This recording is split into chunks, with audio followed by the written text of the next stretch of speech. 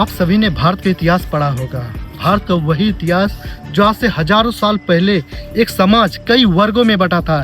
स्त्रियों की स्थिति उस समय क्या हुआ करती थी?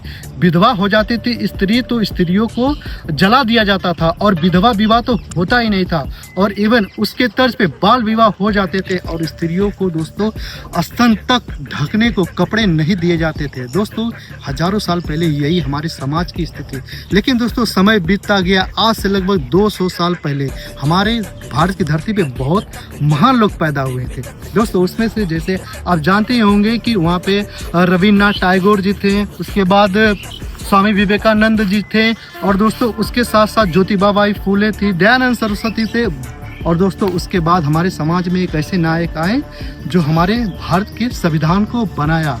दोस्तों 21 जून की वह घटना जिसे आप सुन लेंगे तो यार आप शर्म से खुद ही झुक जाएंगे कि यार इस जमाने में, इस मॉडर्न जमाने में भी आज भी लोग ऐसे मानसिकता के लोग रहते हैं। दोस्तों यूपी के इटावा के दादरपुर गांव में आपने न्यूज़ में सुना होगा कि एक संत मणि थे, संत मणि यादव और मुकुट मणि यादव, मतलब संत सिंह यादव, मुकुट मणि यादव, वो गए थे एक गांव में कथा करने। जब दोस्तों ऐसे ही एक पंडित समाज को पता चला कि यार ये तो यादव है, तो लोगों में दोस्तों खलबली मच गई कि यार ये कैसे हो सकता है कि अभी जो पूजा पाठ का जो ठेकेदार है, मतलब ठेका दिया गया है इस समाज में केवल पंडित को ही दिया गया है, तो यादव के कैसे कथा कह सकता है, कैसे लोगों के घर जाके कथा कह सकता है, कैसे जाके मंदिर में कथा कह सकता है। तो दोस्तों आज भी ऐसे समाज में लोग पड़े हुए हैं। लेकिन दोस्तों मैं आपको बताता हूँ कि दोस्तों उसके बाद मतलब जो भी हुआ, उन लोगों का इतनी बेरहमी से बेइज्जती की गई कि उससे अच्छा किसी को जान से मार देना था। दोस्तों जब हम लोग अपने सर में जो पानी लगा के बाल बनाते हैं, तो दोस्तों क्या आपको पता है कि जो वहाँ पे संत मणि थे उनका बाल यानी सिर मुड़वाया गया, पेशाब से उनका सिर मुड़वा दिया गया।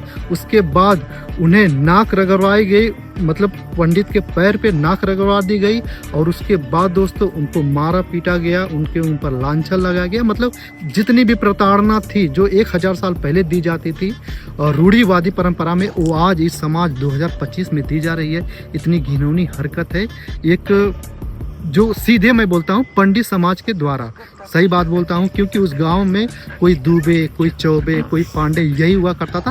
वैसे तो पुलिस ने इस पे एफआईआर कर लिया है, और एफआईआर करने के बावजूद इसमें 4 लोग को जेल भेज दिया गया है, अज्ञात 50 लोग को भी उसमें नाम पे एफआईआर हो चुका है। और राजनीतिक में बहुत सारे घमासान मचे हुए हैं। कोई बीजेपी की तरफ से ट्वीट कर रहा है या फिर भाषण दे रहा है, तो कोई यादव की तरफ से दे रहा है, तो और समाज में बहुत सारे लोग हैं जिसका मुंह इस पे बंद है, और पत्रों पत्रिकाओं में यही घटनाएं चले। लेकिन दोस्तों आपने देखा होगा कि जो भी मतलब हिंदुस्तान में कोई भी जाति हो, सब लोग अपने आप को हिंदू ही समझते हैं।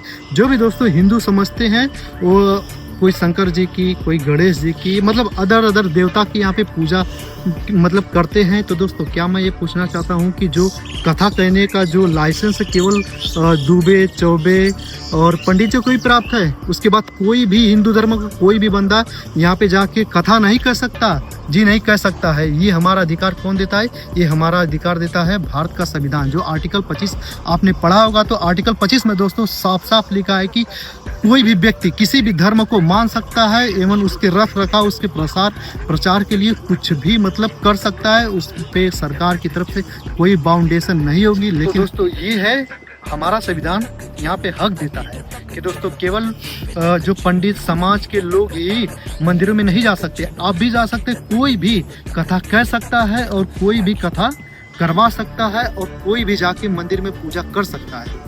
ठीक है दोस्तों, तो आप लोग को नहीं पता था और ये समाज में हर लोगों को पता होना चाहिए, क्योंकि ये हमारा अधिकार हमारे संविधान ने दिया है। बाबा साहब का जो संविधान है ये हमें बिल्कुल अधिकार देता है कि हम हिंदू होने के नाते कथा कह सकते हैं और उसके बाद जाके पूजा भी कर सकते हैं। तो दोस्तों आपकी क्या राय है, तो आप कमेंट सेक्शन में जरूर बताएं।